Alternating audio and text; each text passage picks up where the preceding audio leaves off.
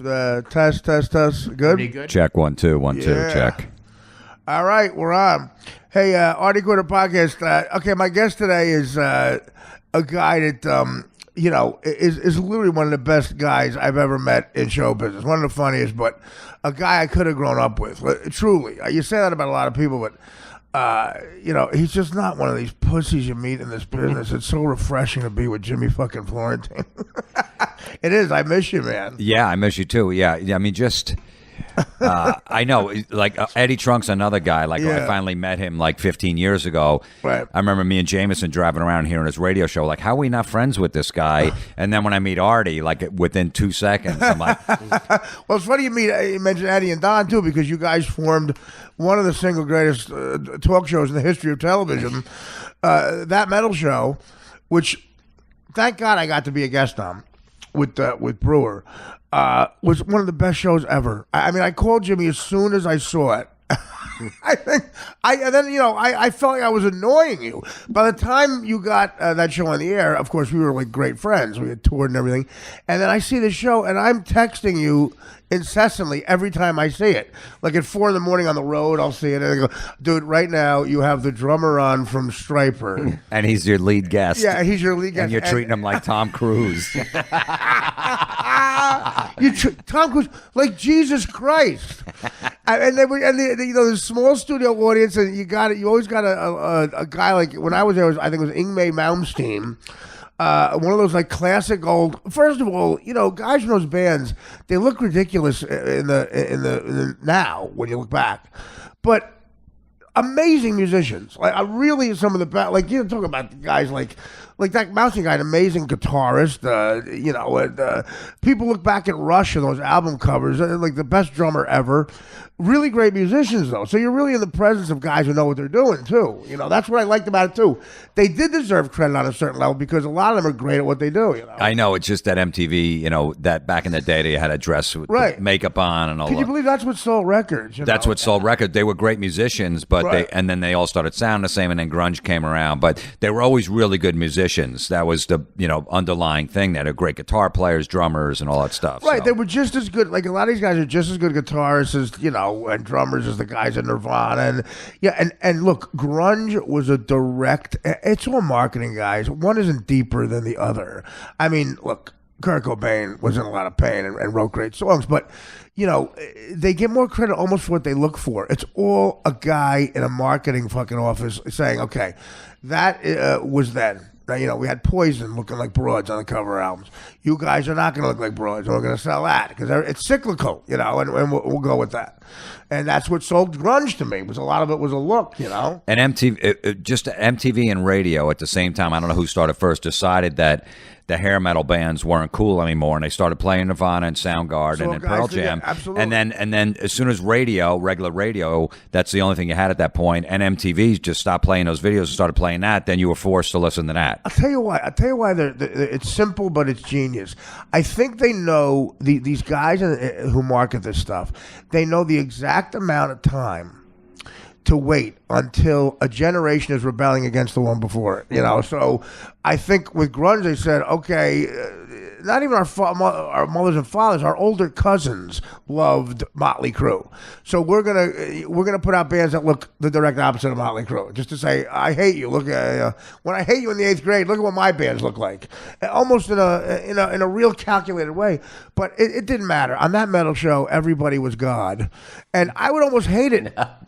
If I wouldn't want to see, if Mick Jagger was on that show, I wouldn't watch. Right. I don't want to see you treat Mick Jagger like Mick Jagger. I want to see the fourth bassist from fucking Queensryche. We had the touring drummer. We had things where there was 2 different LA Guns. There was 2 Great Whites and 2 Rats. And we'd have both sides on. Listen to that. There were 2 Rats. There were 2 different Rats. I mean, the market bore 2 different Rats. Do you understand what I'm saying to you? You can't get 2 fucking Pearl Jam cover bands right now. It got really pretentious. That's what I like. Jimmy too sort of rebels against that pretentious bullshit, which I like. It got real pretentious with fucking Jeremy. It's the greatest Norm Macdonald story ever because it involves Rodney Dangerfield. I might have told you this. Rodney was hosting Saturday Night Live, and he's sleeping, he's napping, and Pearl Jam's the band, and they're rehearsing with that song Jeremy. And Norm is out there waiting to do a sketch, and they won't stop playing, and they're loud. Rodney comes out of his dressing room in a robe and goes, "Hey guys, we get it, you're a band." Who the hell is Jeremy? I'm trying to sleep. Oh, that's great. And he says to Norm, he goes, "Hey, Norm, you know what? TV sucks. You get these guys with the lighting and everything, and Lorne Michaels with the attitude. TV sucks." He goes, "You know what else sucks? The movies. Movies suck. You got some guy who takes you 4 hours. Some guy who thinks his shit don't stink, telling you where to stand. He's a director. Movies suck." And then there's a pause. He goes, "You know what else? The only good thing is stand-up, and that fucking sucks." That fucking sucks. Well, his balls are hanging out. So is that officially canceled now, that metal show? Yeah, I mean, they gave Too us... expensive? Yeah, I know. I mean, the coolest... Think about that. The coolest thing on VH1 or VH1 Classic. And they get rid of it. Well, it was Viacom. Viacom shit the bed. Yeah, well... In the last year and a half. They're notorious. Yeah, so between losing Jon Stewart, Stephen Colbert, Comedy Central's ratings way down, and then also Nickelodeon took a huge hit. That's part of Viacom too, with the cartoons. People watch them on right. On the iPads and on Netflix and shit. So that was the big cash cow. So then all of a sudden, people came in and go, "We got to get rid of this show. We got to get rid of this." And there's no VH1 Classic anymore. They got rid of the channel. Got rid of the whole thing. Yeah, well, again, it's. I mean, Viacom is notorious for not paying. You know who else? Who else's ratings are down because Colbert left? CBS. Yeah. I think 4 people watch. Now, are you a Trump guy? Were you political at all with your act? No, I don't. You know what the thing is? It's. If you're headlining on the road, every act before you is going to talk about Trump. You could lose work too being political in this business right now. You can. I've seen it. You can lose work saying you like Trump. Well, I remember doing sets at the Stand in New York City for like the week after the election, and like comics go, "Who voted for Trump?" and nobody would raise their hand. They were afraid to. In Manhattan too. And some in Manhattan. At the Cellar, it's very anti-Trump because when in the primary. When he won, for the nomination, when he beat her here, when he beat, all the Republican guys here, the only borough he lost was Manhattan. Really? Yeah. He won New York City because all the other boroughs voted for him, but the blue collar people, although Brooklyn is getting like that, but the outer, still a lot of poor people in Brooklyn and blue collar type. But the only place he lost were the elite people in Manhattan. I shot the TV show Crashing on HBO. It was like to a person. Every person, they call it below the line in show business, which is so pompous, but every person who's non-creative, the camera guys, the key grips, the Teamsters who drove you, all Trump. And every creative person, all Hillary Clinton. Yeah. And it was really like a nasty... The Teamster guys would talk to me because they thought I was one of them, which I really am. I mean, I really have more fun talking to people like that than anybody... who's writing for The Big Bang Theory, and I don't know. I just relate to them more, and they're like, we're worried. I would point out people they shouldn't mention Trump in front of, because not everybody's famous, And I was always wondering if you got involved with that at all. I don't talk about it on stage, like I said. So if I go on in St. Louis at the Funny Bone, and there's 3 comics before me, they're all going to talk about Trump. Right. So I get to the point where, okay, so everyone was talking about Trump. Here's my angle. So I'm just right now I'm staying away from it. The thing is, you're the headliner. Will you ever? I mean, you're a nice guy, but would you ever go up to them and say, "Listen, man, I'm the one bringing the people here today. I'm not being a shithead. Calm down on Trump. Go back to your old act of talking about your cock, No, I try not to because I was in that position coming up. You just want to kill and move up. So I was never one that don't talk about that. Right. So I wouldn't want to do that to the guys. I've only done that one time. I've only talked to an opener one time about changing one thing in his act, and I think you're going to understand this. No. I had to ask Bob Levy to stop committing sexual assault as his closer right before I went on stage. Bob, of course, used to call a girl out of the audience, and some of you people under 25 are going to be appalled by this. You might call your congressman. Then again, the only people listening under 25 are my cousins, so and I don't think they listen. I had to loan my cousins the money to get this podcast. Oh, God. So yeah, Bob used to, of course, call a young lady out on stage, usually drunk, which meant it was probably sexual assault, because she might not have remembered this. Always pretty, right? Will you attest? Usually pretty. Bob, a charmer, would hypnotize them with his black hair dye and get them on stage and pour blue cheese dressing, usually, unless they were watching their diet, blue cheese dressing in their ass crack and lick it out of their asshole and ass crack. And that was his closer. And then I would go on stage. Now, one time I followed him and Yucko the Clown. So one time at Zany's in Vernon Hills, Illinois, I slipped on blue cheese and fell into a black dildo. I was at that show. I was on that show. Because, of course, Yucko. So I said, Bob, listen, I have to tell you this. I would never do this. Please, you can't do the blue cheese thing anymore. I have to dig out of a hole. Yeah, but it kills. I know it kills, Bob. That's not the point. The point is we're committing rape. Well, it was funny because sometimes they go, we don't have any blue cheese to club. Like this is all on the state. We have ranch, and Bob's like, I don't want ranch. You gotta find blue. Yeah, not a lot of the Hall of Fame comics ask what kind of dressing you have. So he wouldn't do it. He'd be mad because funny. He has no problem tasting a strange girl's ass. I got to keep it pure. But he can't put ranch dressing in there because he doesn't like the taste of ranch. Yeah, it can't be Russian because I'm very American. Unbelievable. Oil and vinegar doesn't work. Vinaigrette, no. It's too faggy sounding.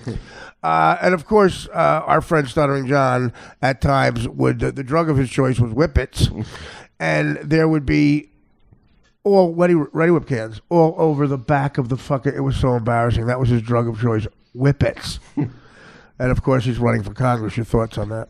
I do. Did you see this? Yeah, I followed him on Twitter. The first 17, I'm like, all right, this is a joke. Okay, when's it going to end? Is it the funniest thing ever? It's the funniest thing ever. When I saw his picture, I felt, you know what? I'm going to put out a tweet. I'm going to put out a tweet that's going to say, this is Kent Dorfman. He's a legacy from Harrisburg. It's because I guess with Trump in, like all bets are off with whatever you did in the past. Kanye West will run. Right, Absolutely. But whatever you did in the past, but it's like, someone can go, wait a minute, I don't know if I can vote for that guy. That guy at the end of the comedy show used to take his shirt off and guzzle a beer with a guy in the audience. Well, have a beer chugging contest. How about when he auditioned for The Tonight Show, his audition tape had the word nigger in it. I know. Why, is he a racist? No, he can't say the name Nicholas.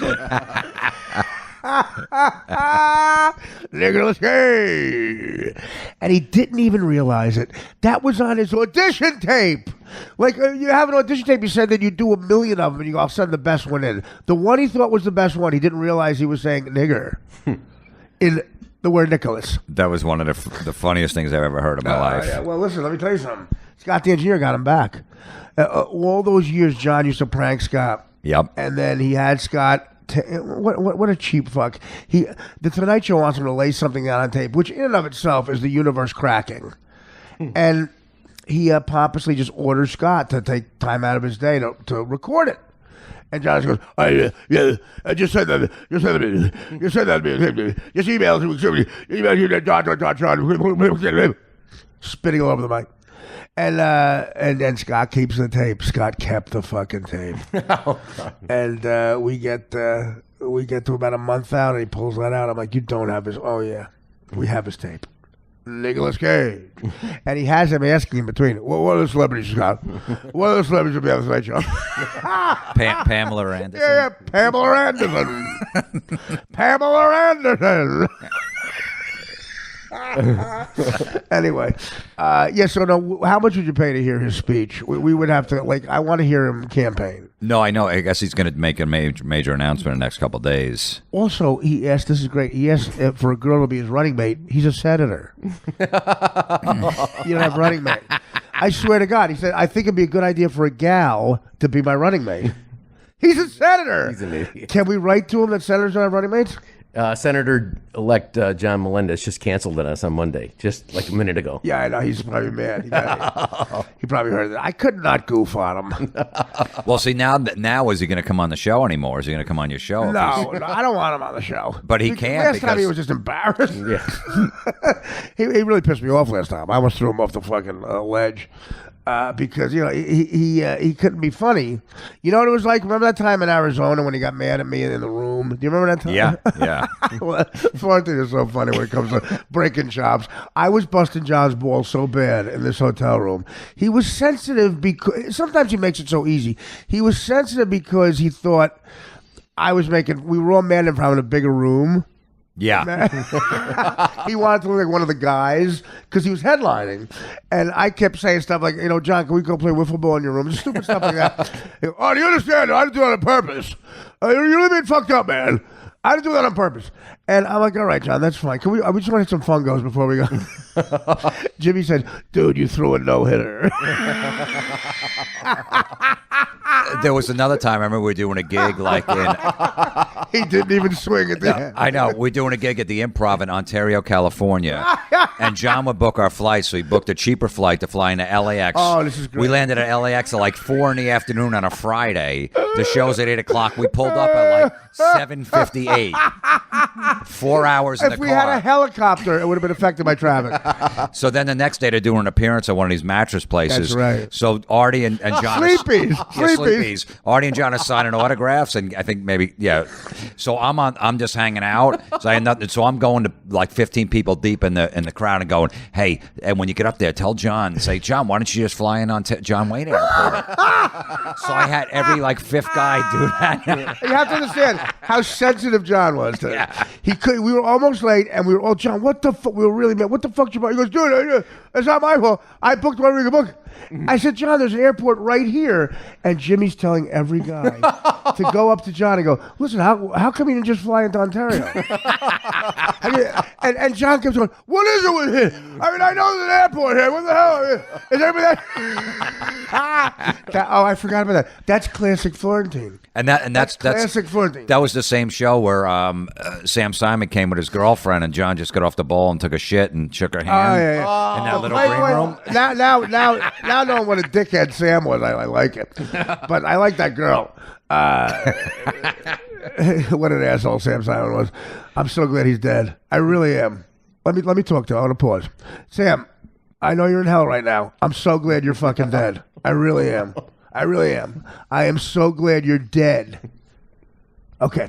And guess what, Sam? Sam, I'm still alive. Sam, remember all those times you told people the opposite would be? Warm up a chair for me, dickhead. Because I'll be down there with you. And I'll make sure of it. Because I want to see you again. So I'm going to go down there. I'm going to do the shit you did. I'm going to hate it because I'm going to have to really piss off people. Here's how I'll do the shit you did. The only way I can get down there with you is I'll just say what you did to me because I'm sure you did worse to other people. But I'm going to wait for somebody to be on their deathbed. And then I'm going to laugh at them while they're on their deathbed and try to make them die. And then I'll see you later. All right. I'm going to wear rouge at night. I'm going to wear blue eyeliner at night and come into the Stern Show with it still on because you were blowing guys. And that alone will get me down there because the Bible's still anti-gay. One of the few books. Anyway, what was I talking about? So John is in the bathroom. I got distracted by Sam talking to Sam in hell. So John is in the bathroom taking a shit at the Ontario Improv. Okay, real corporate club. But we were packing them in like 4 sold out shows, and John is shitting because he had a shit right before he went on stage. And sometimes the local MC was like, "John's where is he?" And he's shitting. So you hear John like shitting like the. It's a small dressing room, real and small. the bathroom is right there. And Sam the asshole was with his lovely girl, by the way, really a playmate who he was married to for 3 weeks. Do you think he was fucking her? I think he watched fuck her. Well, fuck Sam with a $200 million rubber on his cock. So anyway, so.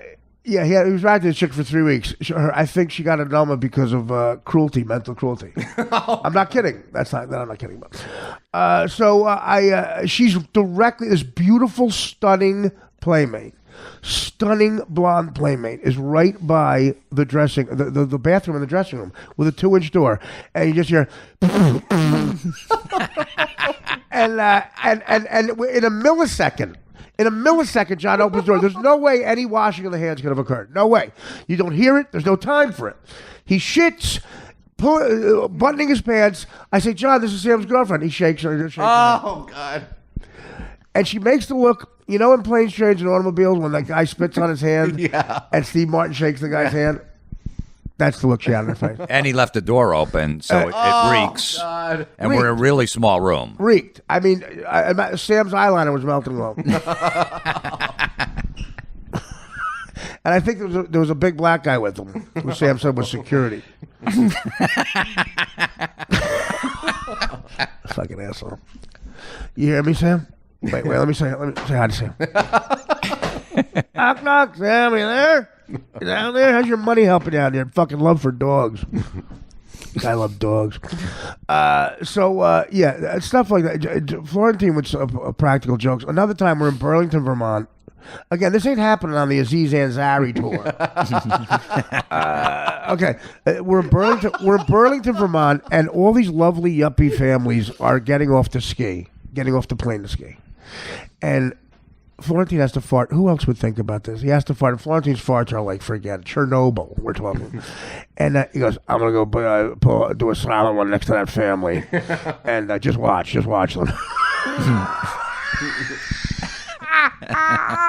We're on tour doing stand-up comedy. This is our job. He stands right next to this lovely family. Like right out of fucking Norman Rockwell. And he's there, like looking at him and smiling. He walks away. 30 seconds later, like, what is that? Yeah, they were just sitting in the airport minding their own business on a family vacation. And the bomb's about to drop. So would you do that a lot? That's one of the, again, I can't. I do it to my son all the time. All right. Another great story about Jimmy is in my stand-up act, in my years of doing stand-up, I've only done 3 jokes that I didn't write. One, Mitch Hedberg wrote. I told a story about that. Another one is written by a guy who refuses to admit he wrote it, so I'm using it until he admits he wrote it because it's racist. Back in the days, I went to see the NAACP. I went to an NAACP meeting, and I went to go see about getting my wallet back.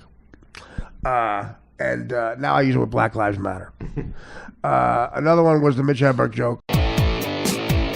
On top of all this, Jimmy is also as good a comedian as you find. I love watching him perform. I love when he worked. On what was a practical joke show already? Meet the Creeps. Meet the Creeps is, one of my favorite things I've ever done in this business. And again, talk about politically incorrect. I did the bit going up to the I showed you that, right, Dan? Yes, How we funny is that? retweeted it. Yeah, and we played the audio, Yes. I think, here. Yeah. It's something I used to do as a teenager when we went into the Village.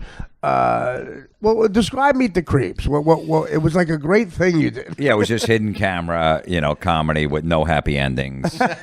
We don't tell the people we were just joking. It just fades to black. You're like, holy shit, what the fuck just happened? And the hidden camera, the kid was out of James Bond. When we did mine, it involved a snowy New York day and going up to these vending, the bodegas, selling newspapers with the Indian guys. And I would always ask for like the most offensive magazines, porno magazines that they would never have, and make them look for it because they might have it. Do you have Jew pussy? It's Jewish girls and their pussies. And they would look at, no, what I have here, I don't have it. I don't have Jew pussy, no. Okay, do you have a nigger twat? Let me look. No. And they were also Muslims, and they didn't like the gay stuff, so we had to go right to gay. Okay, Latin inches. Right, I asked for Latin inches, and I said we tried to return it. I said, let me tell you something, dude. It said 12-inch Latin cocks. I don't know if that cock's Latin. It's like 11 inches. Could you look at this? And he goes, no, I don't want. That's for you, I guess. You like that. And Jimmy comes. I said, Jim, do you want this? What? You start complaining, like, I guess. Yeah, one of them I come up like an innocent bystander. I walk up there, and Artie's trying to return it, saying his dick isn't big enough in Latin inches. And then it's one of the funniest lines ever. Artie just looks at me, and we're supposed to not know each other. Artie goes, "Are you gay?" And I go, "Why?"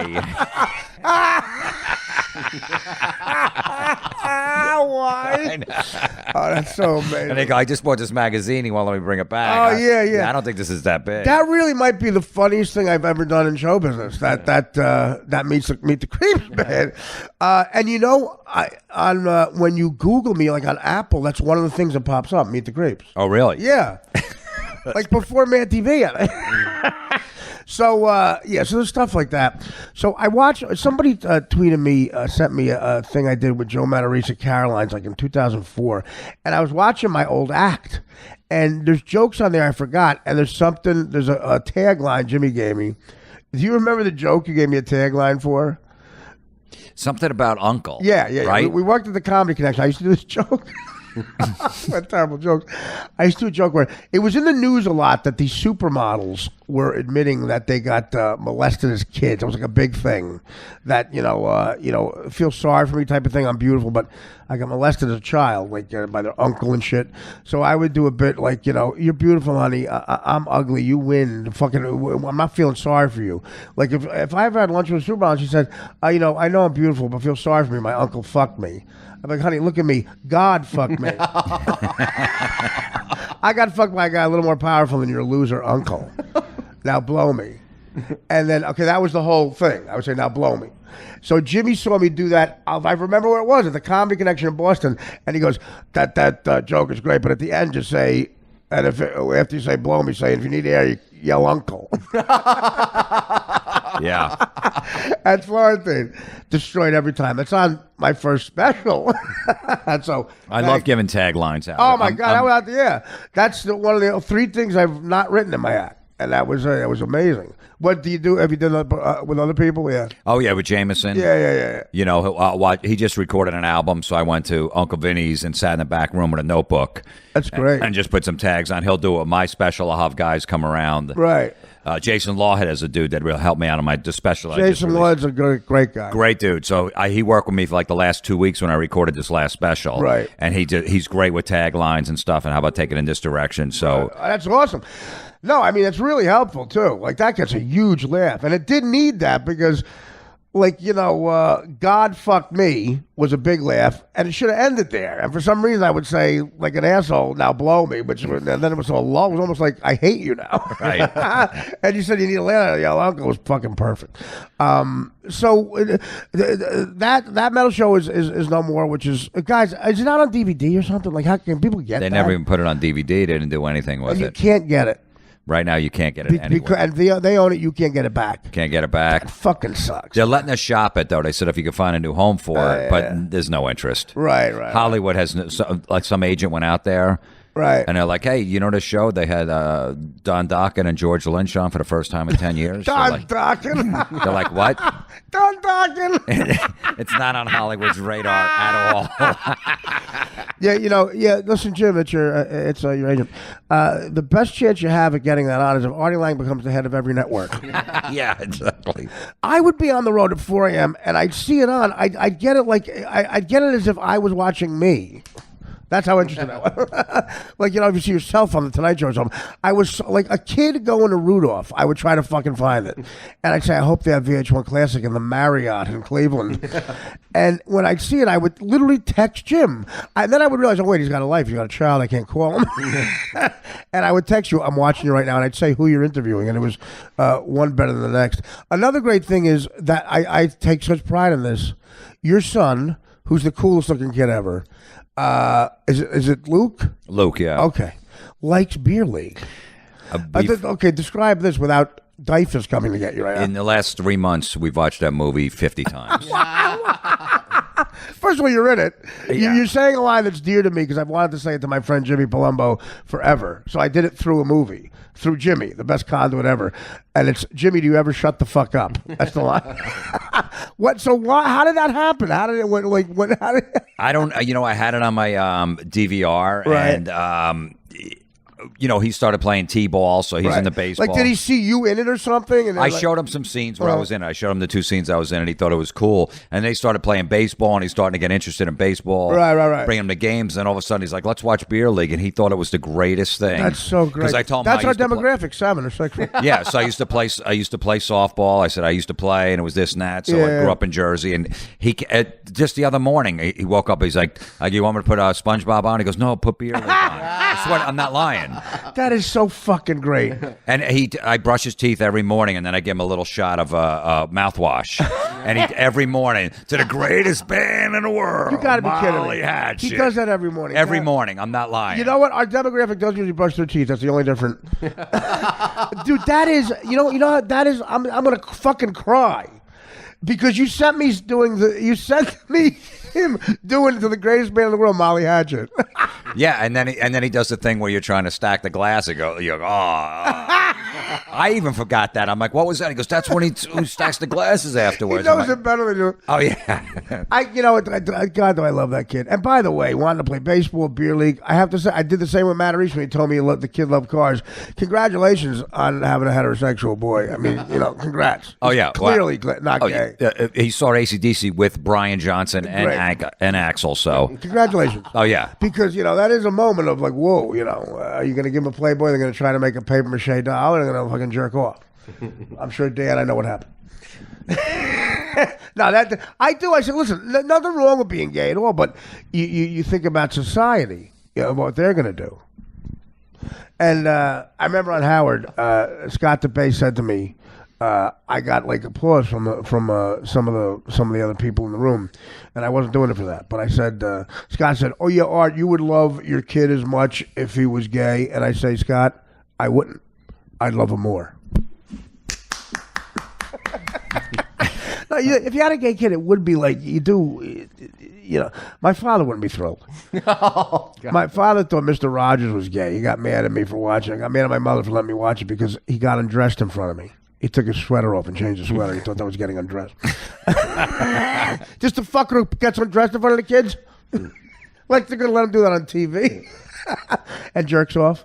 No, but, it would be harder for them. Also, Jimmy's great at softball. Like, it's just, I don't know. I grew up, it's the same, like that was my whole life. You have the hot chicks, go to the game, they sit in the stands, girls that are way out of your league, like, what are they doing here? On a Tuesday night at 7 o'clock, they're sitting here watching us play softball. There's nobody else there. There's like 5 of them. And then you go to the bar and you drink afterwards. Right, no, exactly. And if you're good at softball, that's a risk too, though, because if you do something, if they find out you're not a slut, especially in show business, man.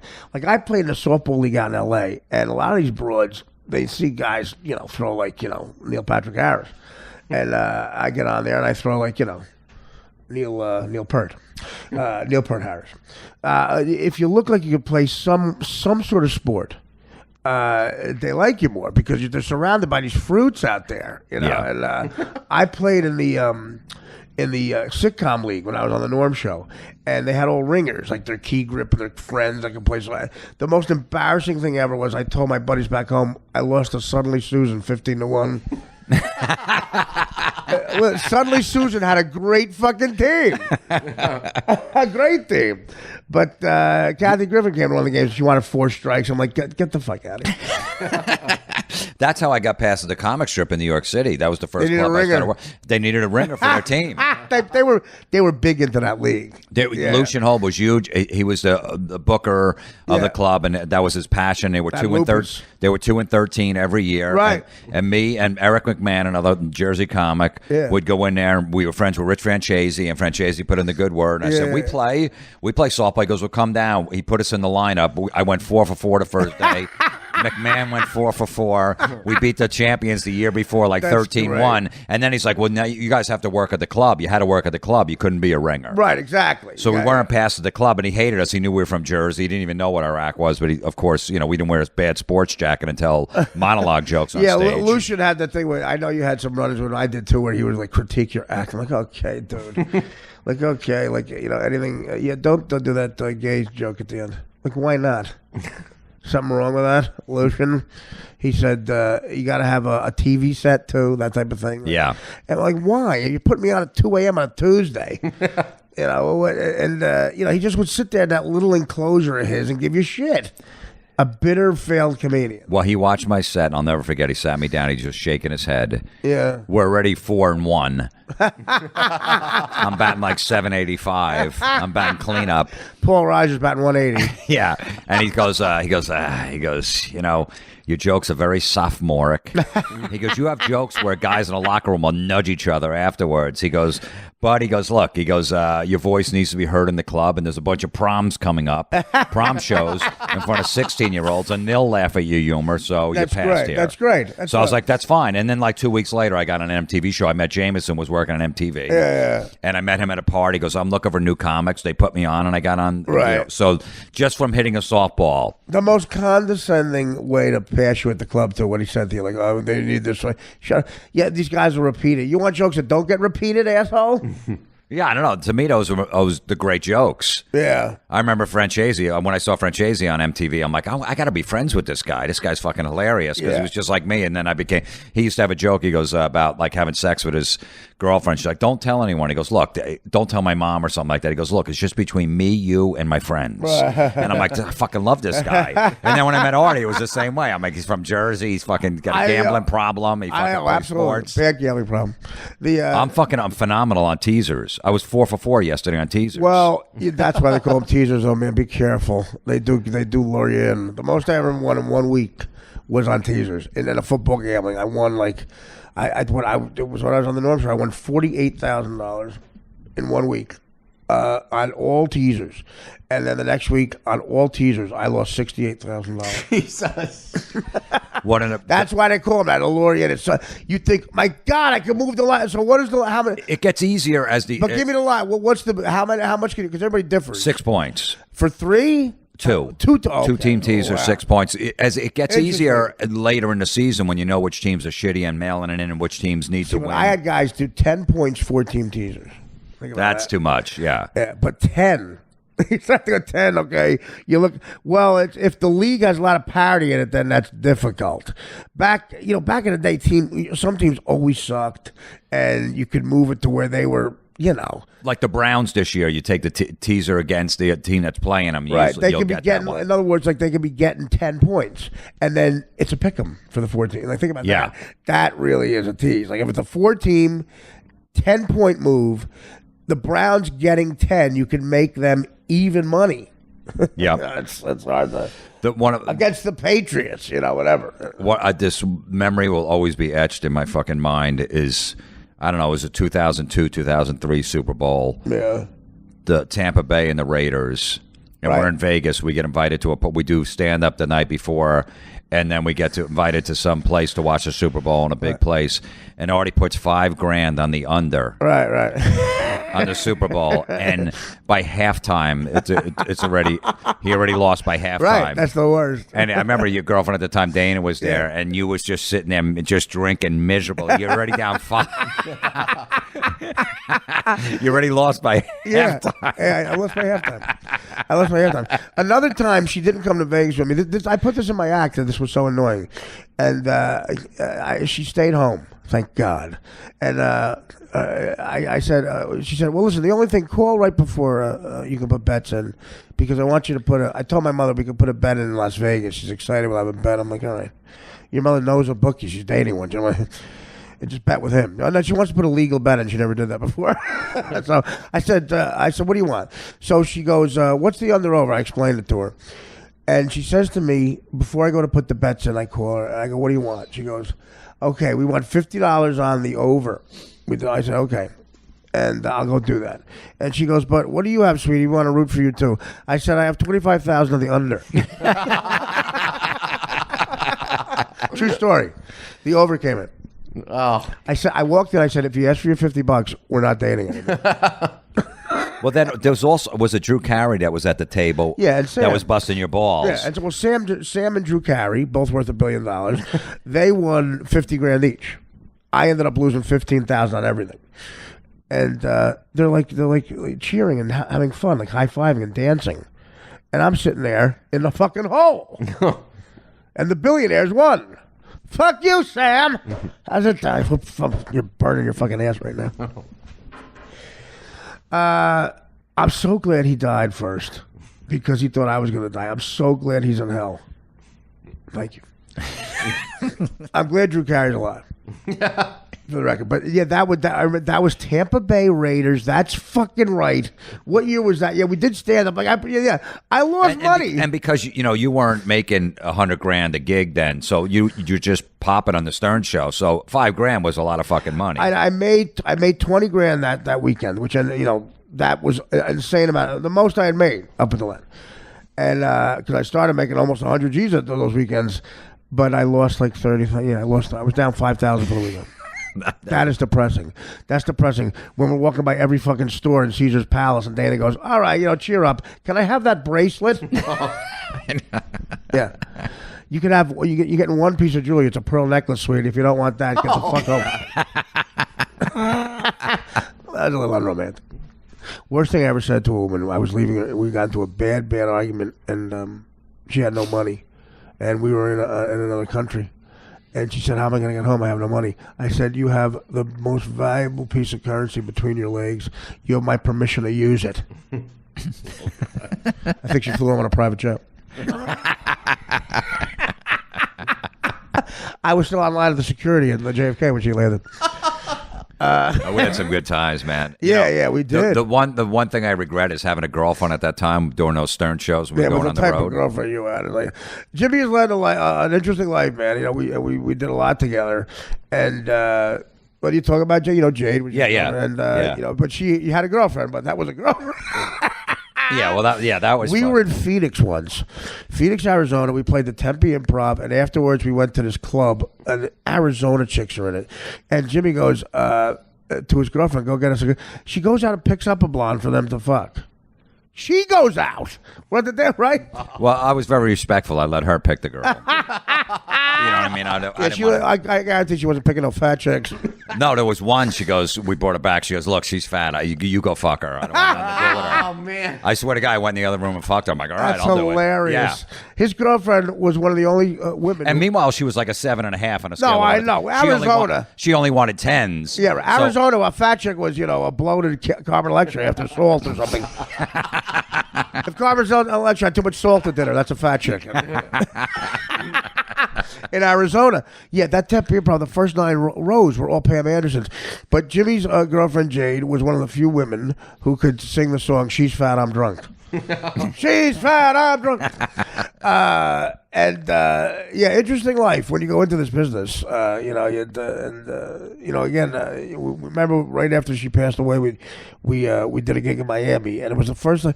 I realized we were both adults at that point because you asked. I said I had a gig in Miami, and I said, "Why don't you come do it with me?" And we could talk in between shows. It was 2 shows. I remember talking to you at halftime. And it was like one of the few first adult conversations we had, and I realized we were grown up a little bit because you talk about that publicly. What happened? Oh yeah. It's coming up on suicide, 10 years, December 27th. Wow, that's unbelievable.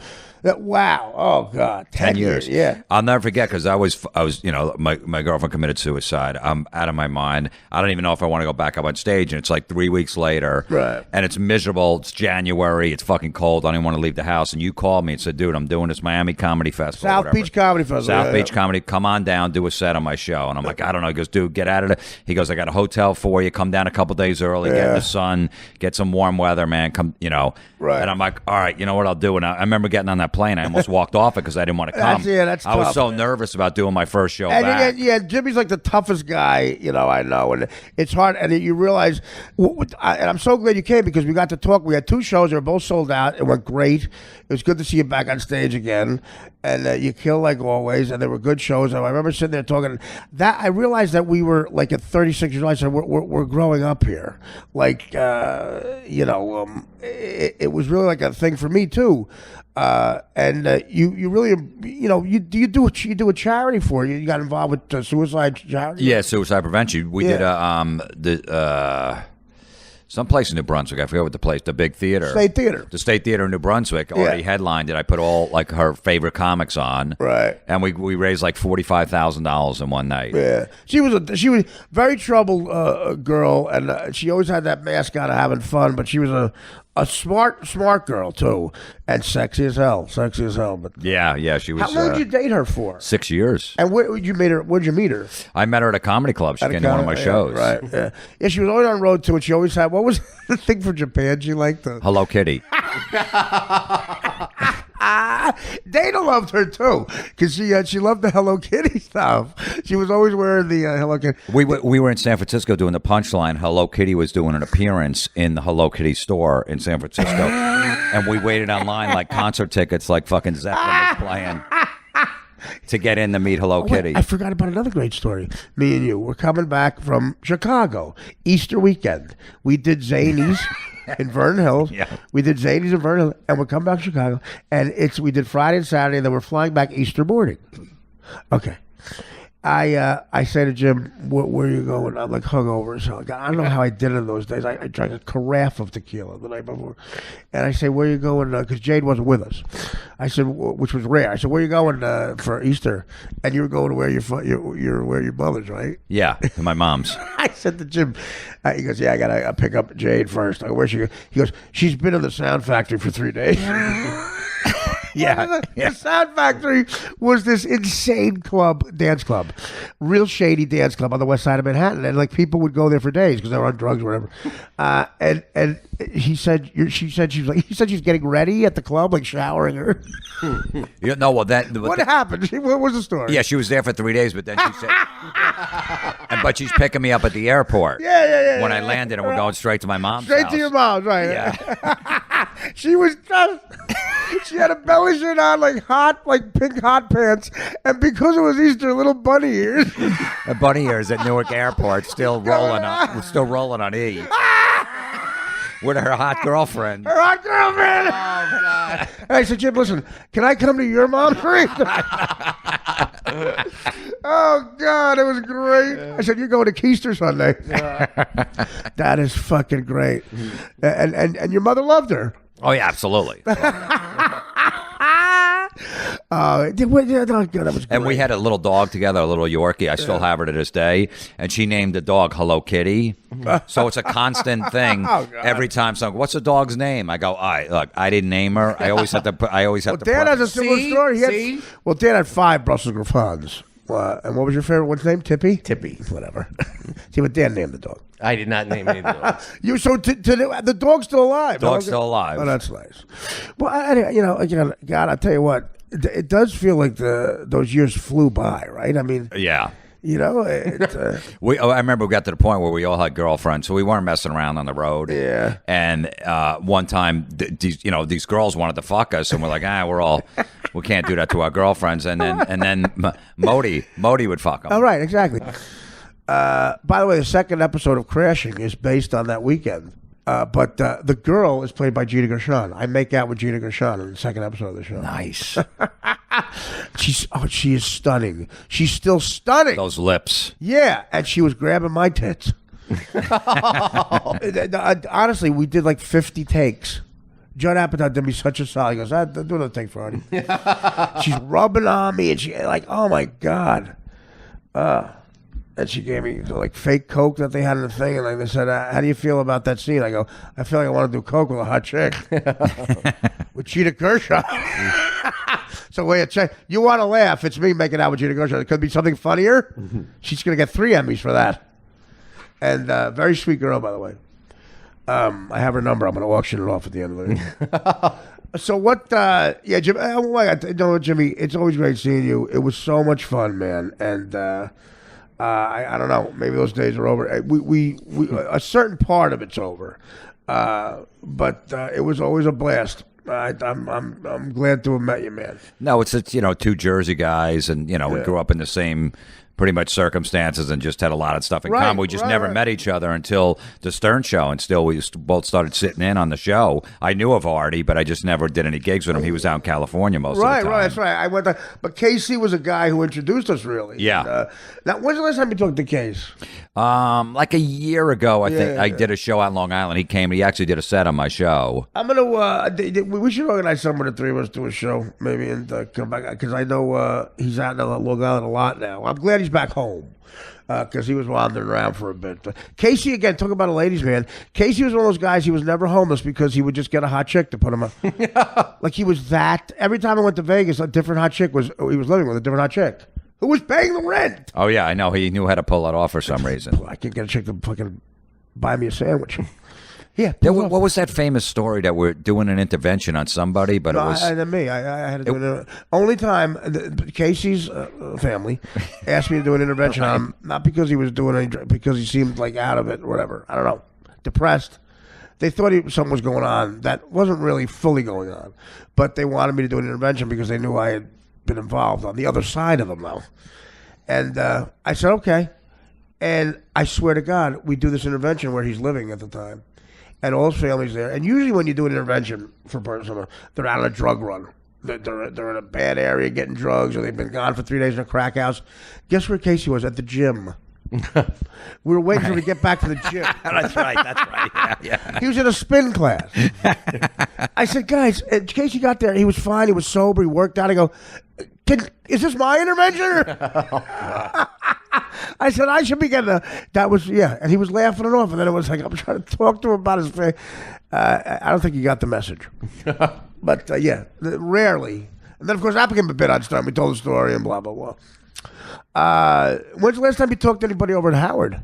I did the wrap-up show last week. Okay, that's good. Yeah, because for my special. What about the regular show? You're not on there anymore. No, I haven't done it. You know what? I didn't even ask for 6 years, probably 6 years, because I was like, if I'm going to ask, I want something big to promote. Right. I don't want to just go on and plug a gig on a weekend or whatever. So I had this special coming out. I said, I sent Gary an email. He's like, hey, man, he goes, it's tough to get on the regular show. We don't do that many shows, especially with the holidays coming up. You want to do the wrap-up show. We only have funny people like Chelsea Handler. You know what I'm saying?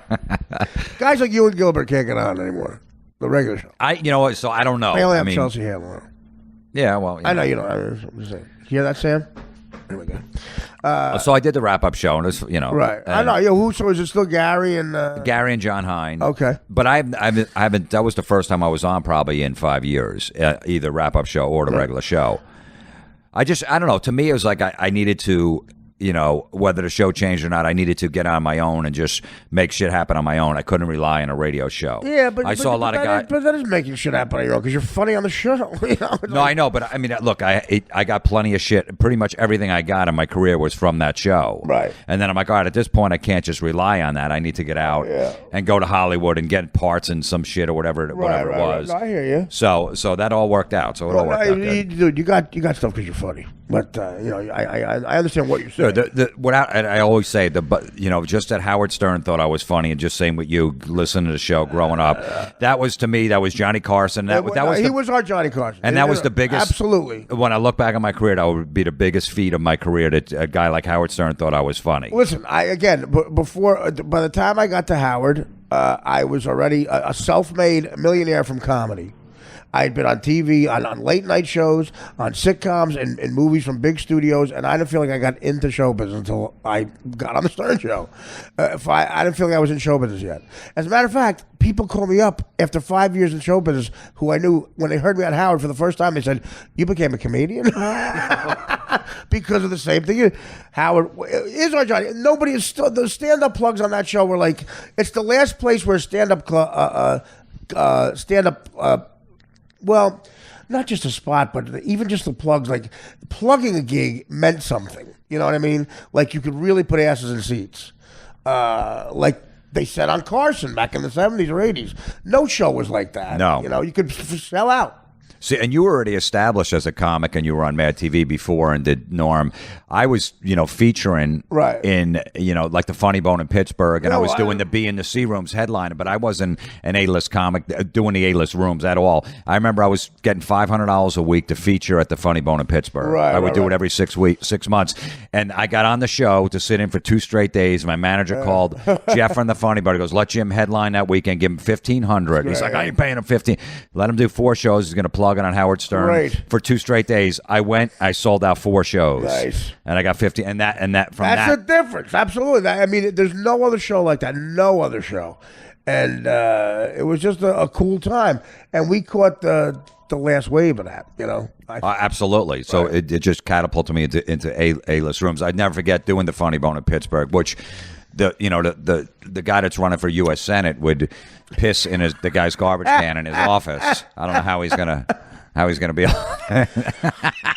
But then also, I remember the guy was cheap, Jeff from the Funny Bone in Pittsburgh, and I remember I was already in town. Me and him go to pick you up at the airport. You come in and you go, I'm hungry, so he brings you to a Burger King. Right. It was a Burger King. It was a fucking Burger King. Right. So you ordered like 2 Whoppers, fries, and a Coke, and he's like, yeah, I'll get it, Artie. Don't worry about it. I got it. You're like, okay. Yeah. All right. And then you go, and then after you eat it, you go, yeah, I'm a little hungry. I'm going to get something now. He goes, easy. And he wasn't joking. That's easy. Right. Oh, that's right. I forgot about that. Easy. Oh, what a dick. Oh, the dicks you mean. You wanted another burger, and he went, easy. I forgot about that. Literally, it was a Burger King. It was the Burger King. Easy. I was with easy. Like, but then the next day we had dinner because he wanted to bring a bunch of his friends around. Yeah. So we had dinner at a restaurant next to the Funny Bone, and then we left him with the bill. We walked away and we didn't pay the bill. Oh, that's great. Like, I forget the little shit like that. Yeah, no, easy. Right. We kept doing that for like a year. We kept going, eat. That was the catchphrase. Different stories were, well, vote John. That's all I have to say. Vote John. John will probably never talk to us again, right? Because he's voting. We're voting. He can't do a low life show like this. What does he think is going to happen when they start Googling his name? Who's going to back his candidate? He's got to get financial backers, right? Who's doing that? He owes me $2,000. He did. He borrowed $2,000 from me like a month and a half ago. Yep. 2 months ago. He said, I'll pay it back in 3 weeks. Maybe that's why he's not coming in. Oh, so he's not. I thought he was doing the show. No, he just canceled. He texted. We goofed on this the other day. And he got mad? I don't know. He probably did. He gets real sensitive. No, but it's publicity for him if he's going to do this thing that you're John, talking about. what are we supposed to not goof on it, John? Will you get into fucking reality? Did you? I mean, if I ran for Senate, what would you do? The announcement had 4 misspellings in it. Yeah, it was only a paragraph. He misspelled the person who he's unseating. Both her first and last name. Misspelled it. Okay, had another 2 misspellings, and he said as a senator he wants to have a gal as running mate. She's a senator. There are no running mates. Based on the first announcement alone, he should be disqualified. Based on the first facts. Well, I don't think he'll probably try to steer clear of me because I'm a lowlife. He can get the word out there, though. It's like Aunt Coulter going on Bill Maher. Yeah, you know what I mean. Like she comes on here now all the time. She saw me at Caroline's, and like I said, she comes on here all the time. She's great. So we've had her on the other day. So yes. She's come on here 5 times. She's hilarious. Really good guest. I love her. But her books and stuff sell because Bill Maher and her. I imitate. She comes on. I imitate her and Bill Maher fucking new rule. You've got to come. That's a new rule. It's a joke. It's new. Well, Jim, thanks, man. So give us everything you got going on now. I got my special stand-up special, Simple Man's out. It's on iTunes, DVD, streaming. Great Skinner tune, Simple Man. Yeah, it was actually the number 1 comedy album this weekend on iTunes. Awesome. So it's audio, DVD, streaming, all that stuff. It's out there. Amazon, iTunes, and all that you stuff. won't find a better comic, man, than the great Jimmy Florentine. You won't find a better man with a better son. Bring Luke in here, and I am going to dazzle him. One thing was funny. He loves beer. Just watching Beer League over and over again. That's the best thing ever. And then I showed him a clip of you doing something, and he goes, "He looks different." He goes, "That's Artie Lang. He looks different." Well, listen, tell him I was in a fat suit. He was. I just FaceTime with him on Saturday. I'm in L.A. and he's like, "Dad, you know what movie I'm watching?" I'm like, "What?" He goes, "I go Beer League." He goes, "No," because he's at his mom. So yeah, and he goes, "Elf." He goes, "And Artie Lang's his scene's coming up." First of all, he thinks I'm the biggest movie star of all time. How great is this? He thinks I'm in every movie. Guess what I'm watching? Sister Yaya of the Sisterhood. Dude, he knows the lines to the movie. That's unbelievable. Like, I was FaceTime with him the other day. He's like, "Karen Diva." And then I go, "You said that one already." He goes, "Well, we did it more than once." Oh, that's unbelievable. He knows the fucking lines. And it's basically, and also, that's a scene. I'm listing girls I fucked. I gotta hang out with him more. I'll bring them by. Please bring them by. Let me adopt them. If anything ever happens, that kid's taken care of. Don't worry about it. God forbid. No, I have these little Jägermeister. I have a Jägermeister machine in my downstairs in my basement at the barn. I got the shots, and he was doing that the other night. He just fills the water up. I gotta get and he fills it up with shots, and he guzzles them. Oh, that's great. And from the movie. Well, when that's not water in 15 years, let me know. I'm saying he looks cool as hell too. He's got the long hair. It's just a cool looking kid. That kid's gonna get laid, man. Well, I told him because he takes music lessons. He's really good at it. And he was playing drums. And I go, you might want to be the singer. And he's like, no, I want to play drums. I go, no, because when you're done with your set, you could just go talk to the girls. You got to break down your drums. You don't want us to have the truck, and no one else is going to want to. You got to break down your drums. Yeah, after the set, you want to go run right to the bar and go pick up chicks. First of all, breaking down the drums nowadays is closing your laptop. yeah, that's true. That's the problem. Tell him, you learn music because maybe music in 15 years will be hip again. Now no one has music. Dude, he sang on the Stone Pony stage twice already with my nephew's band. That's great. At 5, let the bodies hit the floor. He's a fucking animal. Let the bodies hit the floor. Yeah. Another great thing me and Jimmy in the metal world can say is we did a shot with Dimebag Darrell 3 days before he died. We were coming back from Wilmington, Delaware, a Levy gig, and you mentioned they were going to be at Starlight Ballroom, right? Starlight Ballroom. Yep. And a place I played a couple times, great place. And I was. It was the weekend I gave Levy $18,000 for 10 Vikings. Oh, And anyway, so he goes, yeah, let's Pantera. Pantera's playing there. Let's go say hi to them because I know them. I said, great. And we did a shot of Jaeger with Dimebag Darrell, and then he died 3 days later. He died. 3 days later, that gives me instant street cred with metal people. Yeah, because they were like, because they were big fans of Artie and the Stern Show. To go, bring them by. I'm like, I'll try. And on the way home, I'm like, Artie, it's right on the way. Let's go in. It's great, man. Did a shot. He met him, and then 3 days later. Yeah. Wow, that's imagine that he got buried in a Kiss coffin. Yeah. Yeah. With Eddie Van Halen's guitar, Eddie Van Halen put the guitar in the back. Right, of Van they Halen all too. went. All these major guys went because he was that good of a guitarist. Yeah. Yeah, real quick, I'll leave you. I know you're not a Springsteen fan, but the one thing you got to say about Bruce, through all that, he never had, like, the record company could never tell him how to dress. He always just looked like he was working at a gas station. And one of the funniest lines was Madonna made over Michael Jackson. She said, "I'm going to make him over. I'm going to give him a new look." And he did it with her, which was so stupid. He went to the Grammys with a new look. And then she said, the next one I'm going to make over is Springsteen. So they saw Springsteen out at a concert and said, "Hey, Madonna wants to make you over. What do you think?" And he goes, "I'm all right." This seems to be working. Jim, I love you. Thanks, man. Come back anytime. You're one of the best guys, and you have the coolest kid ever. Mm-hmm. All right. He loves you, man. We'll keep plugging the special too, and thank you. Thanks, man.